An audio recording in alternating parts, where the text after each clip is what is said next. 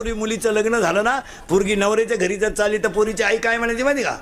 जबाबदारी आमची संपली, तू तुझा संसार कष्ट करायचे, तक्रार आल्यावर जर तक्रार आली तर थोबाड फोडून टाकेन आई म्हणायची. आता या 2-4 वर्षापासून आई काय सांगते माहिती पोरीला? एखादा महिना पाय, सगळ्यांचा अंदाज घे, नाही तर पाहुणा इकडे घेऊन ये, त्याला आपण टपरी टाकून देऊ. पा दरिद्री 50% पोरींच्या संसाराचं वाटोळं तिच्या आईनं केलं. इतकी खोड आहे आईला, इतकी ती दिसते अशी. फक्त पुरीचा फोन आला, चालली थोबाडवाशीत.